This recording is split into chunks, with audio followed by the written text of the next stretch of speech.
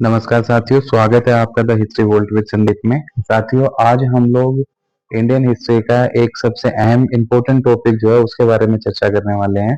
और हमारा जो टॉपिक है वो टॉपिक है इंडियन नेशनल मूवमेंट, यानी कि भारतीय राष्ट्रीय आंदोलन। तो साथियों, भारतीय राष्ट्रीय आंदोलन की अगर हम बात करें तो यह आंदोलन 3 चरणों में चला था, और आज हम पढ़ने वाले हैं सबसे अंतिम चरण को, जो शुरू होता है 1919 से और 1947 तक। ये जो तीसरा चरण है ये चलता है, यानी भारत की आजादी तक। तो 1919 से 1947 का ये जो फेज है, इसको भारतीय राष्ट्रीय आंदोलन का तीसरा फेज कहा जाता है, या फिर अंतिम फेज भी कहा जाता है। इसी फेज को, इसी चरण को गांधी युग के भी नाम से जाना जाता है, क्योंकि इस समय गांधी जी जो है वो एक अहम भूमिका निभाते हैं, और भारत के अलग अलग जो सेक्शंस हैं, जो अलग अलग वर्ग हैं, उन सभी को इकट्ठा करते हैं, एक साथ एकजुट करते हैं, और अंग्रेजी सरकार के खिलाफ आंदोलन करते हुए भारत की स्वतंत्रता के लिए जो पृष्ठभूमि है, जो बैकग्राउंड है, उसको तैयार करते हैं। तो साथियों, आज हम पढ़ने वाले हैं भारतीय राष्ट्रीय आंदोलन का तीसरा फेज, जो कि 1919 से 1947 तक है। साथियों, इस तीसरे फेज को गांधी युग के नाम से जाना जाता है, मैंने अभी आपको बताया। तो सबसे पहले हम लोग क्या देखने वाले हैं, सबसे पहले हम गांधी जी के बारे में थोड़ी सी जो बेसिक इंफॉर्मेशन है उसको देख लेते हैं। ठीक है। तो पहली बात, गांधी जी की अगर जन्म की करें तो गांधी जी का जो जन्म है वो होता है 2 अक्टूबर 1869 ईस्वी में। और कहाँ हुआ, तो इनका जन्म गुजरात के पोरबंदर नामक स्थान पे हुआ था। तो 2 अक्टूबर 1869 ईस्वी में गांधी जी का जन्म पोरबंदर में हुआ था, जो कि वर्तमान के गुजरात राज्य में स्थित है।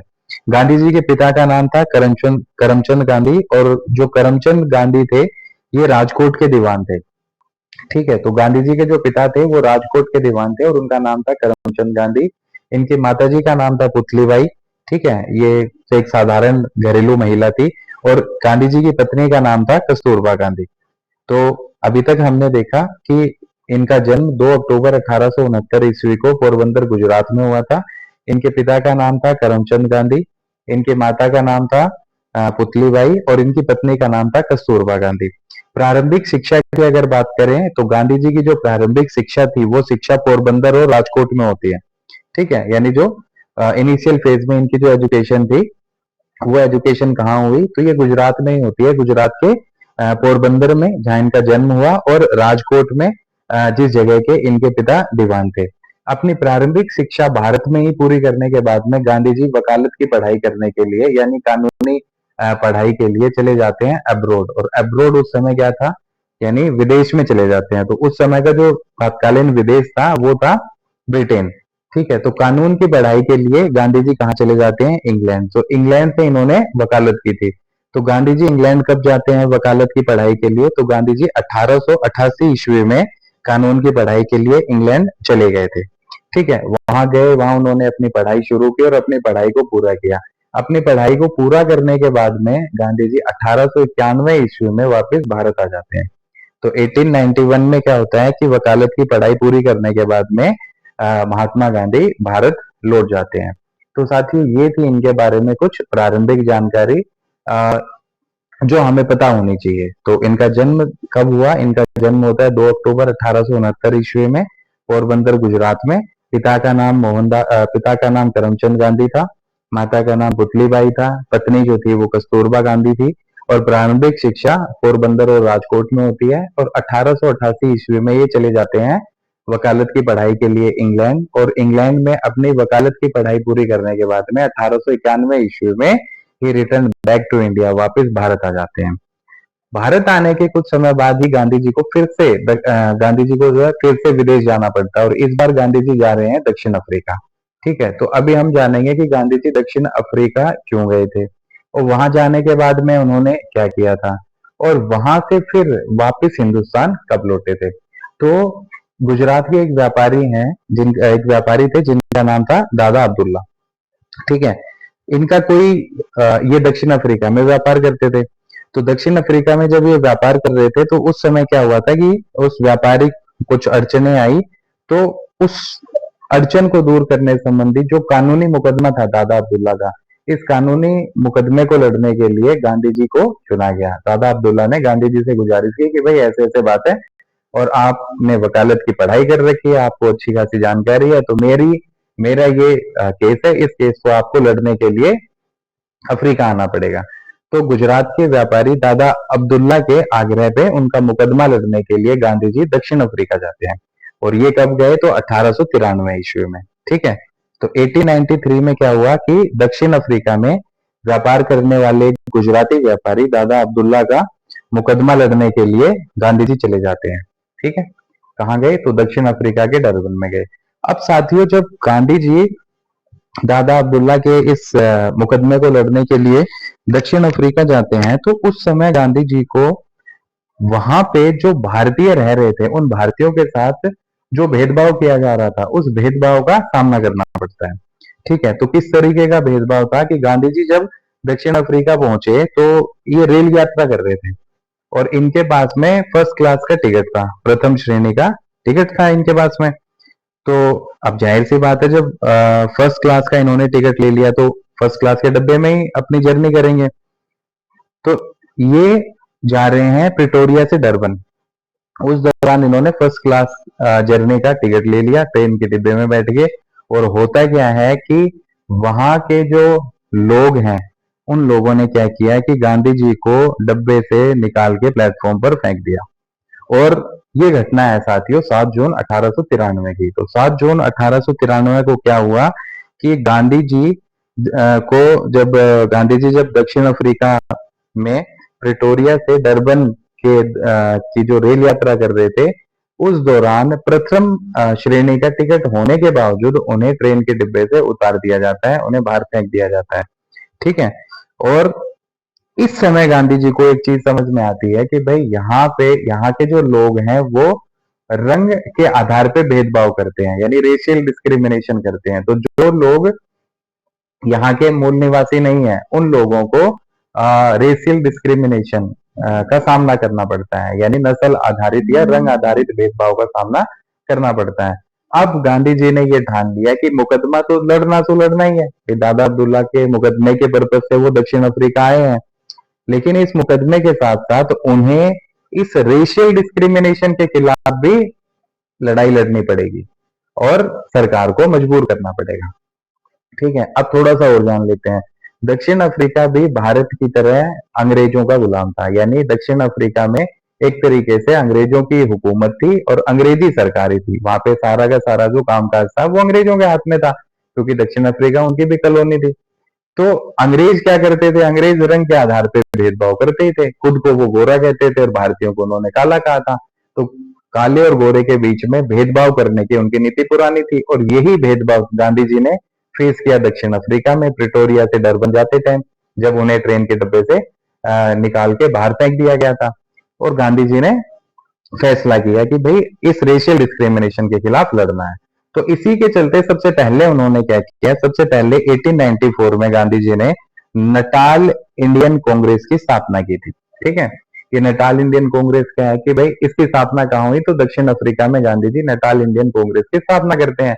इसलिए की गई कि जो भारतीय यहाँ रह रहे हैं या जो ऐसे लोग जो यहाँ के मूल निवासी नहीं है, या जो साफ स्पष्ट शब्दों में कहें कि अंग्रेज नहीं है और जिनके खिलाफ यहाँ शोषण हो रहा है, जिनके ऊपर शोषण किया जा रहा है और जिनके खिलाफ जो है भेदभाव किया जा रहा है, जिन्हें भेदभाव का सामना करना पड़ रहा है, उन सभी लोगों को इकट्ठा करके क्या करना है? इस रंग भेद के खिलाफ आंदोलन करना है, सत्याग्रह करना है। तो इसलिए गांधी जी ने 1894 में, अगले ही साल, जब उनके साथ घटना 1893 में हुई, जून 1893 में, तो अगले ही साल उन्होंने दक्षिण अफ्रीका में नटाल इंडियन कांग्रेस की स्थापना की थी। ठीक है। तो हमें वजह भी पता चल गई कि भाई इसकी स्थापना क्यों की गई थी।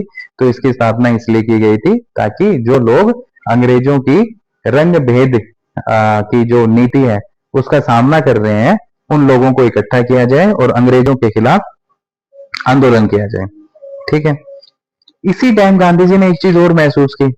गांधी जी ने यह महसूस की कि यहाँ पे जो प्रत्येक भारतीय है, दक्षिण अफ्रीका में रहने वाले प्रत्येक भारतीय को एक रजिस्ट्रेशन सर्टिफिकेट लेना पड़ता है यहाँ की सरकार से। अच्छा, उस सर्टिफिकेट को हर समय अपने पास रखना पड़ता है। ठीक। और इसी को, ये जो था, ये एक तरीके से किस कानून के तहत ये सारा काम अंग्रेजी सरकार वहां कर रही थी? तो वो कानून था एशियाटिक रजिस्ट्रेशन एक्ट। इस एशियाटिक रजिस्ट्रेशन एक्ट के तहत हर भारतीय को वहां पे पंजीकरण करवाना पड़ता था, और उस पंजीकरण प्रमाण पत्र को हर समय अपने पास रखना पड़ता था। जिनके पास में नहीं होता था उनके खिलाफ कार्रवाई की जाती थी। गांधी जी को ये चीज भी बड़ी खराब लगी कि यार ये सब क्या है, मतलब आदमी हर समय उस सर्टिफिकेट को रखे, कोई मतलब नहीं है। तो ये सारी चीजें धीरे धीरे करके जब उनके जहन में इकट्ठी होनी शुरू हुई, तो गांधी जी ने यहाँ पे रंग भेद के खिलाफ लड़ने का फैसला किया। ठीक है।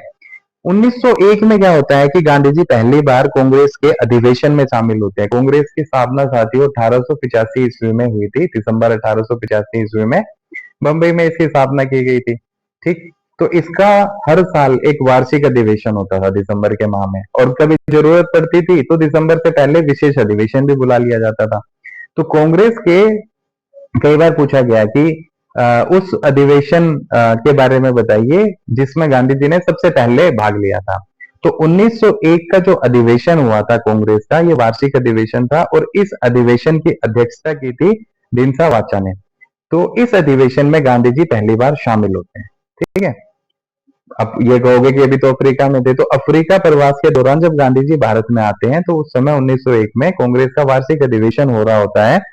कहाँ पे? कलकत्ता में। और इस अधिवेशन की अध्यक्षता की थी दिनसा वाचा ने। इस अधिवेशन में शामिल होते हैं गांधी जी। तो इस चीज को, ये इंपॉर्टेंट फैक्ट है, ये हमें ध्यान में रखना पड़ेगा कि गांधी जी ने कांग्रेस के कलकत्ता अधिवेशन में सबसे पहले भाग लिया। ठीक है। तो अभी तक अगर हम देखें, गांधी जी दक्षिण अफ्रीका क्यों गए थे? तो भाई गांधी जी दक्षिण अफ्रीका गए थे दादा अब्दुल्ला का मुकदमा लड़ने के लिए। ये कौन है? तो ये गुजरात के एक व्यापारी थे जो दक्षिण अफ्रीका के डरबन में व्यापार करते थे। ठीक। उसके बाद नटाल इंडियन कांग्रेस की स्थापना किसने की? नटाल इंडियन कांग्रेस की स्थापना महात्मा गांधी जी ने की थी। कब की थी? 1894 ईस्वी में की थी। कहाँ की थी? तो भाई इसकी स्थापना जो है वो दक्षिण अफ्रीका में की थी। फिर अगला सवाल आता है कि गांधी जी ने कांग्रेस के किस अधिवेशन में सर्वप्रथम भाग लिया था? तो गांधी जी ने सन 1901 में कांग्रेस का जो सेशन हो रहा था कलकत्ता में, उसमें भाग लिया था। और इस सेशन की अध्यक्षता कौन कर रहा था? तो दिनसा वाचा ने इसकी अध्यक्षता की थी। ठीक है। अभी जो फैक्ट्स आ रहे हैं वो सबसे इंपॉर्टेंट फैक्ट्स हैं। बहुत इजी, बहुत सामान्य सी जानकारी है, और इसलिए हम इसको छोड़ देते हैं, और तमाम एग्जाम्स में इससे रिलेटेड क्वेश्चंस पूछे गए हैं। चलिए आगे चलते हैं। 1906 में क्या होता है? अब गांधी जी अपना मन तो बना चुके थे कि भाई ये तो जरूरी है कि जो लोग यहाँ परेशान हो रहे हैं, जिन्हें अंग्रेजी सरकार की शोषणकारी जो एक्सप्लोइटेटिव पॉलिसीज हैं, जिनका सामना करना पड़ रहा है, तो उससे लोगों को मुक्ति दिलवानी है, और उसके लिए एक लंबी लड़ाई लड़नी पड़ेगी। ये एक दिन, 2 दिन, 1 साल, 2 साल का काम तो है नहीं। तो उस लड़ाई के लिए उन्होंने एक प्लानिंग की, और प्लानिंग क्या थी कि सारे लोगों को इकट्ठा किया जाए, और उसके बाद कोई रणनीति तैयार करके अंग्रेजी सरकार के खिलाफ लड़ा जाए। इसी के चलते 1906 में क्या होता है? फिनिक्स आश्रम की स्थापना की जाती है। ठीक है। 1906 में गांधी जी ने सेठ रुस्तम जी के सहयोग से डरबन के पास में फिनिक्स आश्रम की स्थापना की। तो ये चीज हम ध्यान रखेंगे, कई बार पूछ लिया जाता है फिनिक्स आश्रम की स्थापना कब की गई थी? फिनिक्स आश्रम की स्थापना की गई थी 1906 में। ठीक है। किसके सहयोग से गांधी जी ने इसकी स्थापना की थी? तो सेठ रुस्तम जी के सहयोग से। ये एक पारसी थे, तो पारसी सेठ रुस्तम जी के सहयोग से गांधी जी ने डरबन के पास में फिनिक्स आश्रम की स्थापना की थी। याद रखेंगे। ठीक है। इसी तरह ये दक्षिण अफ्रीका की बात है, क्योंकि हम सारी की सारी दक्षिण अफ्रीका से जुड़ी हुई बातें कर रहे हैं। उसके बाद 1909 में एक और बड़ा चेंज आता है। वो बड़ा चेंज क्या है कि एक जर्मन वास्तुकार होता है जिसका नाम होता है कालेनबाख। तो उस जर्मन वास्तुकार की सहायता से गांधी जी टोल्स्टॉय आश्रम की स्थापना करते हैं। ठीक है ना। टोल्स्टॉय आश्रम की स्थापना किसने की? तो गांधी जी ने की। किसके सहयोग से की? कालेन बेक के सहयोग से की थी। और ये कौन था? तो ये एक जर्मन वास्तुकार था, गांधी जी का एक सहयोगी था। ठीक है। तो ये 1909 की बात है। इसके बाद अगर हम देखें तो बोअर युद्ध होते हैं साथियों। गांधी जी को कई सारी उपाधियां दी गई थी, जैसे केसरे हिंद की उपाधि दी गई। इसके अलावा सेना में महात्मा की उपाधि दी गई। इसके अलावा बोअर पदक दिए गए थे, जुलू पदक दिए गए थे। तो ये देख लेते हैं कि किस वे में और कब दिए गए थे। तो 2 बोअर युद्ध होते हैं। ठीक है। तो दूसरा बोअर युद्ध जो है उसके दौरान, ये 1899 से 1902 तक चलता है दूसरा बोअर युद्ध। और ये अंग्रेजी जो ब्रिटेन है, ब्रिटेन के साथ में ये युद्ध होता है। किसका? दक्षिण अफ्रीका के 2 बोअर राज्य थे। ठीक है, जिनके ऊपर डचों का प्रभाव था। तो इन दो बोअर राज्यों का अंग्रेजी सरकार के खिलाफ युद्ध होता है, और इस युद्ध में गांधी जी ने एक अहम भूमिका निभाई थी। वो उनका अहम भूमिका क्या थी, उनका योगदान क्या था, कि इस युद्ध के दौरान गांधी जी ने जो चिकित्सीय सहायता है वो मुहैया करवाई थी, एम्बुलेंस वगैरह, दवाइयों, इस सब चीज की व्यवस्था की थी युद्ध में जो लोग घायल हुए उनके लिए। तो गांधी जी के इस योगदान के चलते अंग्रेजी सरकार ने, दक्षिण अफ्रीका की जो अंग्रेजी सरकार थी, उन्होंने गांधी जी को बोअर पदक और जुलू पदक से नवाजा था। तो ये सम्मान दक्षिण अफ्रीका की अंग्रेजी सरकार की तरफ से गांधी जी को दिए गए थे। ठीक है, तो अभी तक हमने क्या क्या चीज देखी, तो हमने देखा कि भैया 1893 में गांधी जी जाते हैं दक्षिण अफ्रीका, दादा अब्दुल्ला जो कि गुजराती व्यापारी थे उनका मुकदमा लड़ने के लिए। प्रिटोरिया से डरबन की ट्रेन यात्रा कर रहे थे, फर्स्ट क्लास का टिकट था, उसके बावजूद वहां के जो अंग्रेज थे उन्होंने उठा के गांधी जी को डब्बे से बाहर फेंक दिया। मोरिन्सबर्ग वो स्टेशन का नाम था जहां पे इन्हें बाहर किया गया था। तो उसके बाद गांधी जी ने जो रेशियल डिस्क्रिमिनेशन वहां हो रहा था उसके खिलाफ लड़ने का फैसला किया, और इसी के चलते 1894 में नेटाल इंडियन कांग्रेस की स्थापना की गई थी। 1901 में पहली बार कांग्रेस के वार्षिक अधिवेशन में शामिल हुए। ये अधिवेशन कलकत्ता में आयोजित किया गया था, और इसकी अध्यक्षता दिनसा वाचा ने की थी। फिर 1906 में फिनिक्स आश्रम की स्थापना की गई थी, दक्षिण अफ्रीका में, डरबन के पास में, और ये जो आश्रम था ये पारसी सेठ रुस्तम जी के सहयोग से स्थापित किया गया था। 1909 में टोल्स्टॉय आश्रम की स्थापना की गई थी। इसमें इस स्थापना के दौरान सहायता या जो सहयोग दिया वो दिया था जर्मन वास्तुकार कालनबाख ने, या कालेनबाख ने। ठीक है, दूसरे बोअर युद्ध के दौरान गांधी जी ने क्योंकि मेडिकल फैसिलिटीज को लेके काम किया था, तो इस वजह से दक्षिण अफ्रीका की अंग्रेजी सरकार ने क्या किया, गांधी जी को बोअर पदक और जुलू पदक से सम्मानित किया था। तो ये सारी इंफॉर्मेशन है। ठीक है, अब चलते हैं, अब आगे देखते हैं कि और क्या होता है। तो गांधी जी दक्षिण अफ्रीका में ये जो सारी लड़ाइयां लड़ रहे थे, इन लड़ाइयों के दौरान जो है उन्होंने एक अखबार निकाला था। दक्षिण अफ्रीका में रहते हुए गांधी जी ने एक अखबार भी पब्लिश किया था, और वो अखबार था इंडियन ओपिनियन। ठीक है, इस इंडियन ओपिनियन अखबार के जो पहले संपादक थे उनका नाम था साथियों मनसुख लाल हीरालाल नजर। ठीक, 1914 तक आते आते क्या होता है कि क्योंकि गांधी जी ने आंदोलन चलाया, वहां सत्याग्रह किया था रंग भेद के खिलाफ, रेशियल डिस्क्रिमिनेशन के खिलाफ। तो 1914 तक आते आते ज्यादातर जो रंग भेद आधारित कानून थे उन कानूनों को दक्षिण अफ्रीका की सरकार ने रद्द कर दिया था। ठीक है, और दूसरी तरफ 1914 एक ऐसा साल भी था जिस समय फर्स्ट वर्ल्ड वॉर शुरू होता है। तो इस दौरान जरूरत थी कि भाई सारे के सारे लोग अंग्रेजों को, जहां जहां अंग्रेजी हुकूमत थी, जिन जिन देशों में, जिन जिन इलाकों में, तो अंग्रेज यही चाह रहे थे कि भाई वहां के जो लोकल लोग हैं, जो जो स्थानीय लोग हैं, वो अंग्रेजों को इस युद्ध में सपोर्ट करें। तो इसके लिए फ्लेक्सिबल पॉलिसीज को अपनाया गया, और दक्षिण अफ्रीका में जो गांधी जी ने एक बहुत बड़ा सत्याग्रह शुरू किया था रंग भेद के खिलाफ, और उनकी जो मांग थी कि भाई इन सारे जो शोषणकारी और दमनकारी कानून है इन्हें खत्म किया जाए, तो इनको खत्म कर दिया गया था। ठीक है, इसके बाद टाइम आता है गांधी जी का वापस भारत आने का। सो अब हम देखेंगे कि भी गांधी जी भारत कब आए, और भारत आने के बाद उन्होंने क्या क्या किया। तो भारत आगमन की अगर बात करें साथियों, भारत आगमन की अगर बात करें तो गांधी जी भारत कब आते हैं, तो गांधी जी 9 जनवरी 1915 को दक्षिण अफ्रीका से भारत लौटते हैं, और 9 जनवरी को भारतीय अप्रवासी दिवस के रूप में भी अब हर साल मनाया जाता है। ठीक है, तो ये सवाल बहुत बार पूछा जाता है कि गांधी जी दक्षिण अफ्रीका से भारत कब लौटे। तो गांधी जी दक्षिण अफ्रीका से भारत लौटते हैं 1915 में। कई बार तो ये ऑप्शन मिल जाएगा 1914, 1915, 1916, 1917। ठीक है, यहाँ हम कंफ्यूज होते हैं 1914 और 15 में। तो याद रखना है कि 1914 में फर्स्ट वर्ल्ड वॉर शुरू हुआ था।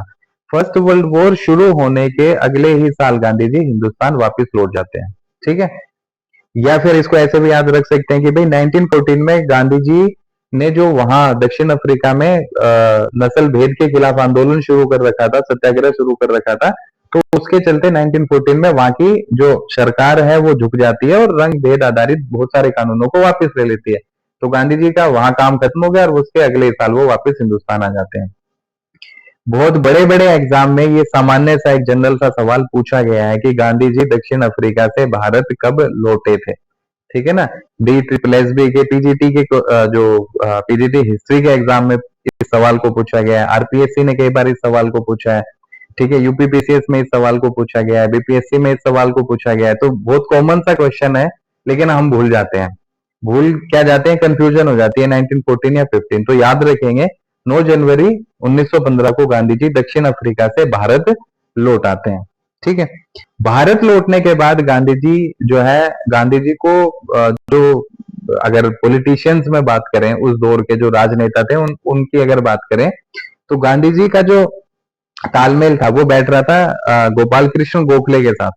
तो भारत लौटने के बाद में गांधी जी ने अपने राजनीतिक गुरु गोपाल कृष्ण गोखले के एडवाइस पे क्या किया कि 1 साल तक पूरे हिंदुस्तान का दौरा किया। गोपाल कृष्ण गोखले ने यही कहा था कि भाई अभी आप हिंदुस्तान आए हैं तो सबसे पहले आप हिंदुस्तान को जानो, हिंदुस्तान के अलग अलग इलाकों की यात्रा करो, घूमो, यहाँ के लोगों को जानो, यहाँ के लोगों की समस्याओं को जानो, और ये देखो कि वे अंग्रेजी सरकार की पॉलिसी की वजह से यहाँ के लोग किस हद तक प्रभावित हैं। तो जब उनकी समस्याओं को जानोगे, उनके दुखों को जानोगे, उसके बाद ही समाधान के लिए कुछ प्लान कर पाओगे।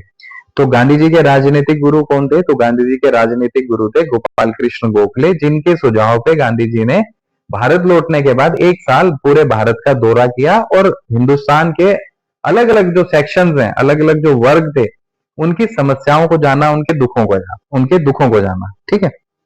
चलिए, अभी मैंने बताया था कि 1914 में फर्स्ट वर्ल्ड वॉर शुरू हो गया था। तो प्रथम विश्व युद्ध जब शुरू हुआ 1914 में, तो उसी समय गांधी जी की अंग्रेजी सरकार के साथ बातचीत हुई और अंग्रेजी सरकार चाहती थी कि भाई गांधी जी उनका सपोर्ट करें इस युद्ध में, और भारतीयों को समझाएं कि भाई भारतीय भी अंग्रेजों का समर्थन करें। तो यहाँ पे गांधी जी ने एक बात कही अंग्रेजी सरकार से, उस समय लॉर्ड चैम्सफोर्ड थे, तो चैम्सफोर्ड से ये बात कही कि भाई ठीक है, हम सहयोग करने के लिए तैयार हैं, लेकिन हिंदुस्तान में हिंदुस्तान की जो आजादी है, इसको लेके आपको कोई ना कोई एक अहम फैसला देना पड़ेगा। तो अंग्रेजी सरकार ने क्या किया, ये कहा कि भी प्रथम विश्व युद्ध में आप हमें सपोर्ट करो, युद्ध के बाद में हम जो है इस चीज का कुछ ना कुछ सोल्यूशन निकालेंगे, ठीक है। तो प्रथम विश्व युद्ध में जब गांधी जी ने अंग्रेजों की सहायता करने के लिए भारतीयों को तैयार किया अलग अलग इलाकों में जाके, तो इसी के चलते अंग्रेजी सरकार ने गांधी जी को केसरे हिंद की भी उपाधि दी थी। तो ये चीज यहाँ लिखी गई है कि प्रथम विश्व युद्ध में अंग्रेजी सरकार की सहायता करने पर गांधी जी को केसरे हिंद की उपाधि दी गई थी। तो अभी गांधी जी की उपाधियों की बात करें तो बोर पदक उन्हें मिले हुए हैं, जुलू पदक उन्हें मिला हुआ है, और प्रथम विश्व युद्ध में सहयोग करने के चलते केसरे हिंद की उपाधि भी गांधी जी को अंग्रेजी सरकार ने दी थी। अभी तीनों जो सम्मान है ये अंग्रेजी सरकार की तरफ से गांधी जी को मिलते हैं। 9 January 1915 Mr Gandhi return back to India, ठीक है, फ्रॉम साउथ अफ्रीका, और उसके बाद में अब यहाँ आके उन्होंने वही अपना सेटअप तैयार करने की कोशिश की। तो 1915 में ही गुजरात के अहमदाबाद में जो साबरमती रिवर है उसके पास में ही गांधी जी ने क्या किया, सत्याग्रह आश्रम की स्थापना की थी। तो 1915 में गांधी जी ने अहमदाबाद में साबरमती नदी के किनारे सत्याग्रह आश्रम की स्थापना की, ठीक है। याद रखेंगे, जिस साल आए हैं उसी साल सत्याग्रह आश्रम की स्थापना करते हैं। कहाँ की गई? तो गुजरात के अहमदाबाद में। कौन सी रिवर थी? तो साबरमती रिवर थी, उसी के पास में। और आश्रम का नाम क्या था? तो आश्रम का नाम था सत्याग्रह आश्रम या फिर साबरमती आश्रम, याद रखेंगे। फिनिक्स आश्रम 1906 दक्षिण अफ्रीका, सेठ रुस्तम जी के सहयोग से। 1909 में टोल्स्टॉय जो आश्रम है वो कालन बेग की सहायता से, और 1915 में सत्याग्रह आश्रम या साबरमती आश्रम, इंडिया, अहमदाबाद में, ठीक है। चलिए, ये मैंने बताया गांधी जी के राजनीतिक गुरु कौन थे। तो गांधी जी के राजनीतिक गुरु थे गोपाल कृष्ण गोखले। अब 1915 ही वो साल होता है जिस समय जो कांग्रेस, मैंने आपको बताया कि कांग्रेस की स्थापना 1885 में हुई थी, ठीक है ना, दिसंबर 1885 में। और हर साल कांग्रेस क्या करती थी, अपना एक वार्षिक अधिवेशन करती थी। और इस वार्षिक अधिवेशन में क्या होता था कि कांग्रेस जो है अपनी रणनीतियां वगैरह तैयार करती थी। तो मैंने बताया था कि 1901 में पहली बार गांधी जी कांग्रेस के वार्षिक अधिवेशन में शामिल होते हैं, और उस अधिवेशन की अध्यक्षता की थी रिंसा वाचा ने, और ये कलकत्ता में आयोजित किया गया था। तो 1915 में भी कांग्रेस का अधिवेशन हो रहा था, और ये अधिवेशन हुआ था बंबई में। इस अधिवेशन की अध्यक्षता की थी साथियों सत्येंद्र प्रसाद सिन्हा ने।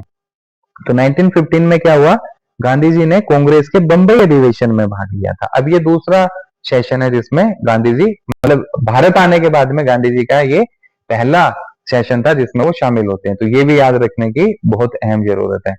1915 की बात करें तो 1915 वो साल था जब गांधी जी हिंदुस्तान आते हैं। 1915 में ही गांधी जी क्या क्या करते हैं, सत्याग्रह आश्रम की स्थापना करते हैं। और 1915 में कांग्रेस का जो मुंबई सेशन होता है, उस मुंबई सेशन में गांधी जी पार्टिसिपेट करते हैं एज ए मेंबर। और कई लोग ये कहते हैं कि इसी सेशन में गांधी जी ने कांग्रेस की सदस्यता यानी मेंबरशिप भी ली थी। इस सेशन का की अध्यक्षता कौन कर रहा है, तो इस सेशन की अध्यक्षता उस समय की थी सत्येंद्र प्रसाद सिन्हा ने। 1916 1916 अगला ही साल, अगले साल क्या हुआ था, अगले साल 1916 में बनारस बीएचयू जिसे अभी कहते हैं, बनारस हिंदू यूनिवर्सिटी, ठीक है ना, बनारस हिंदू विश्वविद्यालय का उद्घाटन समारोह था। और इस उद्घाटन समारोह में गांधी जी शामिल होते हैं। और कहा जाता है कि भारतीय राजनीति में गांधी जी की ये पहली सार्वजनिक उपस्थिति थी। ठीक है, तो 1916 में भारतीय राजनीति में गांधी जी की पहली सार्वजनिक उपस्थिति थी बनारस हिंदू विश्वविद्यालय के उद्घाटन समारोह में शामिल होना। अब यहाँ पे गांधी जी शामिल भी होते हैं, और क्योंकि उन्होंने हिंदुस्तान के अलग अलग इलाकों का दौरा किया था अपने गुरु गोपाल कृष्ण गोखले के कहने पे, तो उन्हें हिंदुस्तान के जो आम जनता बहुत सारी समस्याओं का सामना कर रही थी, उन समस्याओं की जानकारी भी हुई। साथ ही साथ ये जो बीएचयू सम्मेलन होता है, इस सम्मेलन में गांधी जी पहली बार संबोधन करते हैं। मतलब इसमें पहली बार वो जो है क्या करते हैं, स्टेज पे आके भाषण देते हैं और लोगों के सामने ये बात रखते हैं कि हिंदुस्तान को तब तक आजाद नहीं करवाया जा सकता जब तक समाज के निचले तबके का समर्थन हासिल ना किया जाए। यानी आजादी का सपना तब तक देखना व्यर्थ है जब तक समाज के निम्न तबकों का विश्वास ना जीता जाए और उनको अपने साथ ना लिया जाए। तो आजादी के लिए क्या चीज जरूरी थी, आजादी के लिए जरूरी था समाज के हर तबके को अपने साथ में लेना, अपने विश्वास में लेना और मिलजुल के काम करना। तो ये पहली बार उन्होंने अपने माफ कीजिए, अपने भाषण में कहा था बीएचयू का जो उद्घाटन हो रहा था उस समय 1916 में। यहां से गांधी जी की पॉपुलैरिटी इंडिया में बढ़नी शुरू हो जाती है। तो ये इसलिए कहा गया कि 1916 में भारतीय राजनीति में गांधी जी की पहली सार्वजनिक उपस्थिति होती है बनारस हिंदू विश्वविद्यालय के उद्घाटन समारोह में। ठीक है, तो भारत आगमन कब हुआ, 9 जनवरी 1915। सत्याग्रह आश्रम की स्थापना कहाँ हुई, अहमदाबाद गुजरात, साबरमती नदी के किनारे। सत्याग्रह आश्रम की स्थापना कब हुई, 1915 में। सत्याग्रह आश्रम का दूसरा नाम तो भैया साबरमती आश्रम भी कह सकते हैं। गांधी जी के राजनीतिक गुरु कौन थे, गोपाल कृष्ण गोखले। अच्छा, गांधी जी ने भारत आने के बाद में, दक्षिण अफ्रीका से भारत लौटने के बाद में कांग्रेस के किस अधिवेशन में भाग लिया था, तो कांग्रेस के 1915 के बंबई अधिवेशन में भाग लिया था। 1915 के बंबई अधिवेशन की अध्यक्षता किसने की थी, तो मैंने आपको बताया था सत्येंद्र प्रसाद सिन्हा ने इसकी अध्यक्षता की थी। और बनारस हिंदू यूनिवर्सिटी का जो उद्घाटन समारोह था, ये गांधी जी की पहली सार्वजनिक उपस्थिति भारतीय राजनीति में, और ये उद्घाटन समारोह होता है 1916 में। ठीक है, तो साथियों ये अपने आप में अहम इंफॉर्मेशन है जो हमें ध्यान में रखने की जरूरत है। अब चलते हैं आगे, देखते हैं क्या होता है। 1916 का जो साल है वो एक और लिहाज से भी हमारे लिए जरूरी है। 1916 में क्या होता है, 1916 में कांग्रेस का लखनऊ में एक सम्मेलन होता है। ठीक है, लखनऊ में एक, माफ कीजिएगा, अधिवेशन होता है। 1916 कांग्रेस का लखनऊ अधिवेशन होता है और गांधी जी इसमें भी शामिल होते हैं, इसमें भी भाग लेते हैं। अगर बात करें कांग्रेस के इस अधिवेशन की अध्यक्षता किसने की, तो 1916 का जो अधिवेशन है इसकी अध्यक्षता करते हैं अंबिकाचरण मजूमदार। ठीक है, ये गांधी जी के लिहाज से तो महत्वपूर्ण है, साथ ही साथ भारतीय स्वतंत्रता आंदोलन के लिहाज से भी ये जो अधिवेशन था ये महत्वपूर्ण था। क्यों, दो बातों को लेके, दो बातों में कैसे, पहली चीज तो ये कि कांग्रेस के अंदर एक लंबे अरसे के बाद में, मोटा मोटी 9 साल के बाद में कांग्रेस में गरम दल की वापसी होती है। होता क्या है, कांग्रेस का 1907 में सूरत में अधिवेशन होता है और इस सूरत अधिवेशन में कांग्रेस के जो सदस्य हैं वो दो दलों में बंट जाते हैं। कांग्रेस में एक विभाजन देखने को मिलता है, नरम दल और गरम दल का। तो गरम दल को कांग्रेस से बाहर कर दिया जाता है। उसी गरम दल की वापसी होती है 1916 के लखनऊ अधिवेशन में। तो इसलिए महत्वपूर्ण है कि कांग्रेस फिर से मजबूत हुई। जो विभाजन 1907 में हुआ था वो विभाजन का दौर अब खत्म हो गया और कांग्रेस को कहीं ना कहीं और सदस्य मिले, वही पुराने सदस्य दोबारा वापस आ गए। तो कांग्रेस कहीं ना कहीं अपने आप में मजबूत हो गई और मजबूती के साथ भारतीय स्वतंत्रता आंदोलन को और बेहतरीन तरीके से आगे बढ़ा सकती है। साथ ही साथ एक और चीज भी होती है, इसी अधिवेशन में 1916 के इसी अधिवेशन में मुस्लिम लीग और कांग्रेस के बीच में भी समझौता हो जाता है। ठीक है, मुस्लिम लीग जिसकी स्थापना 1906 में होती है, तो मुस्लिम लीग और कांग्रेस के बीच में समझौता हो जाता है। इसलिए इसको कांग्रेस लीग योजना के नाम से भी, इस अधिवेशन को कांग्रेस लीग योजना के नाम से भी जाना जाता है। अब हम क्योंकि गांधी जी के बारे में पढ़ रहे हैं तो अभी इसको देखते हैं, बाद में इस सेशन को भी हम अलग से देखेंगे। हाँ, तो क्या चीज चल रही है कि हमने पढ़ा 1915 में 1916 में बीएचयू का जो उद्घाटन समारोह था उसमें गांधी जी शामिल होते हैं। और अब क्या है कि 1916 में ही गांधी जी कांग्रेस के लखनऊ अधिवेशन में भी भाग लेते हैं। और कांग्रेस का जो लखनऊ अधिवेशन है इसकी अध्यक्षता अंबिका चरण मजूमदार ने की थी। दो कारणों से इंपॉर्टेंट है, मैंने आपको बता दिया है। तो अभी तक अगर देखें तो हम लास्ट में एक अलग तरीके से भी पढ़ेंगे इस अधिवेशन को भी, लेकिन देख लेते हैं कुछ कुछ चीजें तो हमारी साथ साथ तैयार हो रही हैं। 1901 में कांग्रेस का अधिवेशन कहाँ हुआ था? कलकत्ता में। उस अधिवेशन की अध्यक्षता किसने की थी? दिनसा वाचा ने। 1915 का कांग्रेस का अधिवेशन कहाँ हुआ? बंबई में। इसकी अध्यक्षता किसने की थी? सत्येंद्र प्रसाद सिन्हा ने। 1916 में कांग्रेस का अधिवेशन कहाँ हुआ? लखनऊ में। इसकी अध्यक्षता किसने की? तो अंबिका चरण मजूमदार ने। ठीक है। 1917 में कांग्रेस का जो अधिवेशन है वो कहाँ होगा? कलकत्ता में। उसकी अध्यक्षता कौन करेगा? तो एनी बेसेंट करेंगे, कांग्रेस की पहली महिला अध्यक्ष। ठीक, तो ये चीज हो गई है। अब थोड़ा सा और कुछ चीजें देख लेते हैं गांधी जी के बारे में। सीएफ एंड्रयूज गांधी जी के अंग्रेज मित्र थे, सीएफ एंड्रयूज। और कहते हैं कि सीएफ एंड्रयूज जो थे वो गरीबों को लेके काफी ज्यादा चिंतित रहते थे। हर समय गरीबों के परेशानियां, उनके जो दुख दर्द हैं उसको लेके काफी ज्यादा चिंतित रहते थे और गांधी जी के बड़े खास, बड़े परम मित्र थे। तो इसी के चलते गांधी जी ने सीएफ एंड्रयूज को दीन बंधु की उपाधि दी थी। सवाल को कई बार पूछा गया है। ठीक है, सीएफ एंड्रयूज को सवाल बना लेते हैं, सीएफ एंड्रयूज को दीन बंधु की उपाधि किसने दी? तो सीएफ एंड्रयूज को दीन बंधु की उपाधि दी थी गांधी जी ने। ठीक है, क्यों दी थी? तो भाई ये वो इंसान है जो है तो अंग्रेज, उसके बावजूद वो गरीबों के दुख दर्द, उनकी तकलीफों से परेशान रहता है, उनकी समस्याओं को दूर करने के लिए हर समय चिंतित रहता है। तो उनके इसी स्वभाव के चलते महात्मा गांधी ने सीएफ एंड्रयूज को दीन बंधु की उपाधि दी। याद रखेंगे, एक क्वेश्चन तैयार हो गया फिर से। एक चीज और भी है, कई बार ये भी पूछ लिया जाता है कि दीन बंधु किसे कहा जाता है? ये सवाल भी पूछा गया है। तो दीन बंधु कहा जाता है साथियों सीएफ एंड्रयूज को। याद रखेंगे, सीएफ एंड्रयूज को गांधी जी ने दीन बंधु की उपाधि दी थी। और क्यों दी थी? क्योंकि भाई एक तो ये गरीबों के प्रति निरंतर चिंता करते थे, उनके दुख दर्द से परेशान हो जाते थे और उनके कष्टों को दूर करने के लिए प्रयास करने की कोशिश करते थे। ठीक है, इसी के चलते गांधी जी ने दी थी। रिलेशन क्या है गांधी जी और सीएफ एंड्रयूज के बीच में? कि दोनों परम मित्र हैं एक दूसरे के। एक सवाल कई बार पूछा जाता है साथियों, साथ ही क्लास 10 की एनसीईआरटी की बुक में भी है, ये chapter second nationalism in India में 1909 का जिक्र किया जाता है और उसमें एक पुस्तक लिखी थी गांधी जी ने और उस बुक का नाम था हिंद स्वराज। ठीक है, तो पूछ लिया जाता है ये सवाल कि हिंद स्वराज बुक किसने लिखी थी? तो हिंद स्वराज बुक लिखी थी महात्मा गांधी जी ने। कब लिखी थी? 1909 में लिखी थी। और इस बुक के अंदर क्या है? तो इस किताब में पहली बार जो वेस्टर्न आइडियोलॉजी है, जो वेस्टर्न वैल्यूज है, ठीक है, उनको क्रिटिसाइज किया था महात्मा गांधी ने। जो पश्चिमी मूल्य थे उन पश्चिमी मूल्यों की आलोचना की गई। साथ ही साथ गांधी जी ने इस बात के ऊपर जोर दिया कि हिंदुस्तान को हर एक क्षेत्र में आत्मनिर्भर बनना पड़ेगा। ठीक है, तो 1909 की बात करें तो गांधी जी ने हिंद स्वराज पुस्तक लिखी थी। तो दो सवाल बन गए। हिंद स्वराज बुक किसने लिखी? गांधी जी ने। कब लिखी? 1909 में।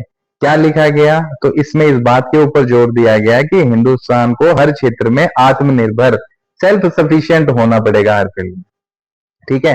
साथ ही साथ जो पश्चिमी मूल्य हैं, उन पश्चिमी मूल्यों की उन्होंने आलोचना की थी। ठीक है ना, आत्मनिर्भर बनने के ऊपर जोर दिया और पश्चिमी मूल्यों की आलोचना की थी। याद रखेंगे, 1909 की बात है। ये मैं आपको बता चुका हूं कि गांधी जी जब दक्षिण अफ्रीका में अंग्रेजी सरकार, वहां की जो अंग्रेजी सरकार थी उसके खिलाफ जब रेशियल डिस्क्रिमिनेशन को लेके आंदोलन कर रहे थे, तो वहां रहते हुए गांधी जी ने एक अखबार निकाला था, एक पत्रिका निकाली थी, और वो था इंडियन ओपिनियन। ठीक है। और इस इंडियन ओपिनियन के जो पहले संपादक थे, मैंने आपको बताया था, हीरालाल मनसुखलाल नजर थे। उसी चीज को यहाँ लिख दिया गया है ताकि नोट्स में ध्यान रहे। कई बार होता है कि हम बता बहुत कुछ देते हैं और वो नोट्स में होता नहीं है, तो इसलिए मैंने इसको बाद में याद आया तो पॉइंट में डाल दिया। तो इंडियन ओपिनियन अखबार कहाँ से निकाला गया? तो इंडियन ओपिनियन अखबार जो है वो गांधी जी ने दक्षिण अफ्रीका से शुरू किया था। किसने शुरू किया? गांधी जी ने शुरू किया। और इसके पहले संपादक कौन थे? तो अब कॉमन सी बात है, एग्जाम में क्या होता है, जब सवाल आएगा इंडियन ओपिनियन जो न्यूज़पेपर है उसके संपादक कौन थे, तो हमारे ध्यान में एक ही चीज आएगी कि भाई जिसने शुरू किया वही संपादक होगा। शुरू किसने किया? महात्मा गांधी जी ने शुरू किया।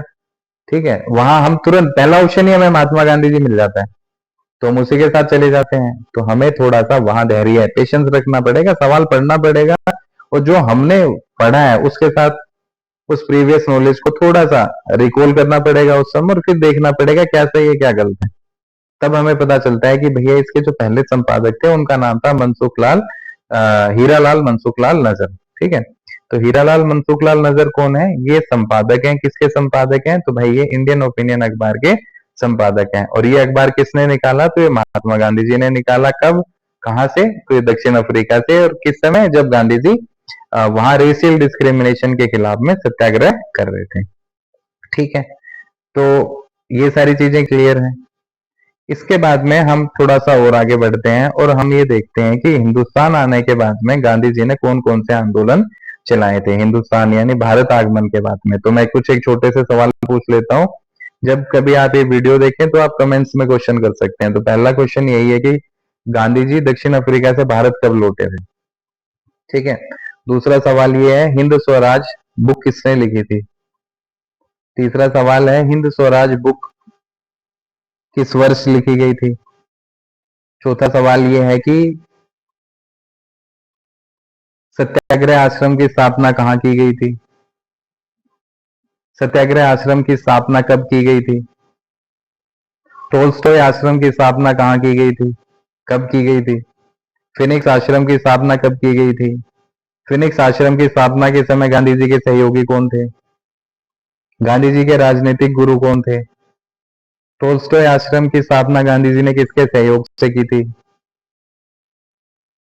ठीक है। तो कुछ एक सवाल नहीं है आपके सामने आगे। गांधी जी दक्षिण अफ्रीका क्यों गए थे? किस व्यापारी का मुकदमा लड़ने के लिए गांधी जी दक्षिण अफ्रीका गए थे? कहां से कहां की यात्रा कर रहे थे जब उन्हें ट्रेन से बाहर फेंक दिया गया था? ठीक है। तो इस तरीके के सवाल हैं। अब हम चलते हैं कि हिंदुस्तान आने के बाद में, हाँ, गांधी जी पहली बार कांग्रेस के किस अधिवेशन में शामिल हुए? और भारत लौटने के बाद गांधी जी कांग्रेस के किस अधिवेशन में शामिल हुए? 1915 के कांग्रेस के अधिवेशन की अध्यक्षता किसने की? 1916 के कांग्रेस के अधिवेशन की अध्यक्षता किसने की? ठीक है। चलो अब बढ़ते हैं आगे। भारत में गांधी जी के प्रारंभिक आंदोलन। अगर आंदोलनों की बात करें साथियों, तो हिंदुस्तान में गांधी जी के जो प्रारंभिक आंदोलन थे, ठीक है, जो सत्याग्रह थे, उसमें सबसे अहम आ जाता है 1917 का साल। 1917 वो वर्ष था जिससे गांधी जी ने हिंदुस्तान के अंदर अलग अलग जो सेक्शंस हैं उनकी समस्याओं को लेके सत्याग्रह या आंदोलन करना शुरू किया था। तो सबसे पहला सत्याग्रह हिंदुस्तान में जो गांधी जी ने किया था वो किया था 1917 में। और ये क्या था? तो इसे चंपारण सत्याग्रह के नाम से जाना जाता है और चंपारण किसान आंदोलन के नाम से भी जाना जाता है। चंपारण की बात करें तो बिहार, वर्तमान के बिहार राज्य में ये था। और बिहार राज्य के किसान अंग्रेजों की तिनकठिया जो व्यवस्था थी, अंग्रेजी जो बगान मालिक थे, उन्होंने जो तिनकठिया व्यवस्था लागू कर रखी थी उससे परेशान थे। तो इसी परेशानी को दूर करने के लिए बिहार के चंपारण के जो नील बागान के जो किसान थे, उन्होंने गांधी जी को इनवाइट किया और गांधी जी वहां जाते हैं और उसके बाद में उन किसानों की समस्याओं को, उनकी परेशानियों को जानने के बाद उनकी परेशानी दूर करते हैं। तो सबसे पहला सत्याग्रह गांधी जी का हिंदुस्तान में चंपारण सत्याग्रह या चंपारण किसान आंदोलन था। ठीक है, याद रखेंगे।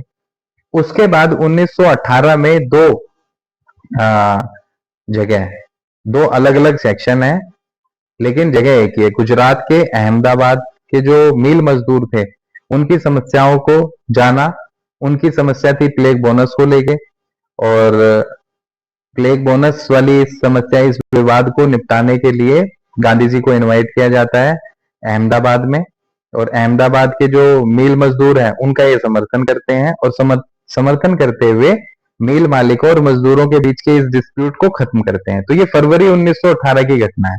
ठीक है, तो 1918 अहमदाबाद मिल मजदूर आंदोलन, फरवरी 1918 की घटना है। उसके बाद में मार्च 1918 में खेड़ा के जो किसान है, उनकी समस्याओं से गांधी जी रूबरू होते हैं और उनकी समस्या को दूर करते हैं। अब यहाँ का किसान क्यों परेशान है? तो खेड़ा का किसान इसलिए परेशान था भाई कि वहां अकाल पड़ गया। अकाल पड़ने की वजह से जो फसल थी वो बर्बाद हो गई और अंग्रेजी सरकार बार बार लगान मांग रही थी। तो इसी समस्या के चलते गांधी जी को वहां बुलाया जाता है और गांधी जी जो है उन समस्या जानने के बाद में कुछ ना कुछ सोल्यूशन जो है वहां के किसानों को भी दे देते हैं। तो ये है उनका तीसरा आंदोलन, सत्याग्रह, जो हमें देखने को मिलता है। इसे कहा गया खेड़ा किसान आंदोलन। तो ये मैंने क्यों अलग से लिखा है, इसके पीछे एक कारण है कि हमें जो एग्जाम है उसमें क्वेश्चन मिलता है। वो क्वेश्चन क्या मिलता है? हम सब ये तो याद रखते हैं 1917 में गांधी जी की जो एंट्री होती है इंडियन नेशनल मूवमेंट में या इंडियन पॉलिटिक्स में, वो होती है 1917 के चंपारण मूवमेंट के साथ। लेकिन 1918 में दो आंदोलन होते हैं, हमें उनके बकायदा नाम भी पता होता है कि भी एक अहमदाबाद मिल मजदूरों का आंदोलन था और एक गुजरात के जो खेड़ा के किसान थे, वो अकाल की समस्या से परेशान थे, तो उन्होंने आंदोलन किया था और दोनों का नेतृत्व गांधी जी ने सफलतापूर्वक किया था। सवाल ये पूछ लिया जाता है कि हमें चार ऑप्शन दे दिए जाते हैं और कहा जाता है कि भाई इनको जो है, ये घटनाएं किस वर्ष हुई थी उसके अकॉर्डिंग आप इनको अरेंज करो। वहां हम फंस जाते हैं कई बार। तो याद रखना है कि सबसे पहले चंपारण किसान मूवमेंट, पीजेंट मूवमेंट होता है 1917 में। उसके बाद में अहमदाबाद में जो कॉटन मिल के लेबर थे, उनकी समस्या का समाधान किया जाता है और ये जो है फरवरी 1918 की बात है। और मार्च 1918 में खेड़ा के जो पीजेंट मूवमेंट है, खेड़ा का जो पीजेंट मूवमेंट है वो होता है। तो पहले चंपारण, फिर अहमदाबाद और फिर खेड़ा। ठीक है, उसके बाद में रोलर सत्याग्रह। मार्च 1919 में ही रोलर एक्ट आ जाता है। अंग्रेजी सरकार जो है वो भारतीयों की के बीच जो क्रांतिकारी गतिविधियां लगातार बढ़ रही थी और राष्ट्रीय चेतना लगातार बढ़ती जा रही थी, तो उसके खात्मे के लिए सर सिडनी रोलेट की अध्यक्षता में 1917 में एक कमेटी बना देती है, जिसको रोलेट कमेटी के नाम से जाना जाता है। और उनको अंग्रेजी सरकार ये काम दे देती है कि भैया आपको ऐसा समाधान निकालना है जैसे जिसका उपयोग करके इंडिया के अंदर जो ये जो सारी समस्याएं चल रही हैं, जो अंग्रेजी सरकार के खिलाफ लगातार ये लोग विरोध कर रहे हैं, ये चीजें खत्म हो जाए। तो सर सिडनी रोलेट जो है वो एक कानून बनाते हैं, वो कमेटी जो है वो कानून बनाती है जिसे रोलेट एक्ट कहा गया। उसी के खिलाफ गांधी जी ने रोलेट सत्याग्रह की स्थापना की थी। तो ये चीज है 1919 की। ठीक है, और फर्स्ट वर्ल्ड वॉर जब खत्म होता है, तो खत्म होने के बाद में तुर्की का विभाजन कर दिया जाता है और साथ ही तुर्की का जो खलीफा, तुर्की में जो खलीफा का पोस्ट था उसे खत्म कर दिया जाता है। तो इसको लेके तमाम पूरे विश्व के जो मुस्लिम कम्युनिटी है वो अंग्रेजी सरकार के खिलाफ थी, अंग्रेजों के खिलाफ थी। ठीक है, अब क्योंकि तुर्की जो है वो ब्रिटेन के अगेंस्ट था, तो भारतीय मुस्लिम अंग्रेजों को सपोर्ट नहीं करना चाह रहे थे। लेकिन अंग्रेजों ने ये कहा कि भाई ठीक है, आप हमें सपोर्ट करो फर्स्ट वर्ल्ड वॉर में, इसका रिजल्ट कुछ भी हो हम तुर्की को कोई नुकसान नहीं पहुंचाएंगे। अब क्यों सेंटिमेंट्स जुड़े हुए थे इंडियन मुस्लिम्स के तुर्की के साथ में? क्योंकि वहां का जो खलीफा था उसको मुस्लिम समुदाय अपना आध्यात्मिक प्रधान मानता था। पूरा का पूरा जो इस्लामिक जगत है वो उसे अपना आध्यात्मिक प्रधान मानता था। इसी के चलते सभी मुस्लिम कम्युनिटीज की उस पोस्ट पे रहने वाले व्यक्ति में आस्था थी। तो भारतीय मुस्लिम जो थे उन्होंने कहा कि अगर हम आपको सपोर्ट करते हैं, कल को आप जीत जाते हैं, तो तुर्की आपके खिलाफ लड़ रहा है, तो आप तुर्की के साथ दुर्व्यवहार करोगे। तो अंग्रेजों ने लॉलीपॉप दिया कि नहीं भैया, ऐसा कुछ नहीं करने वाले हम, भले ही हम जीत जाए, हम तुर्की को नुकसान नहीं पहुंचाएंगे। अब ये अंग्रेजों की शुरू से ही नीति रही थी कि जरूरत के समय सपोर्ट लेना है, सपोर्ट लेने के लिए वो किसी भी हद तक जा सकते थे। यही उन्होंने गांधी जी से कहा था कि फर्स्ट वर्ल्ड वॉर के बाद में सब कुछ ओके कर देंगे, कोई दिक्कत नहीं है।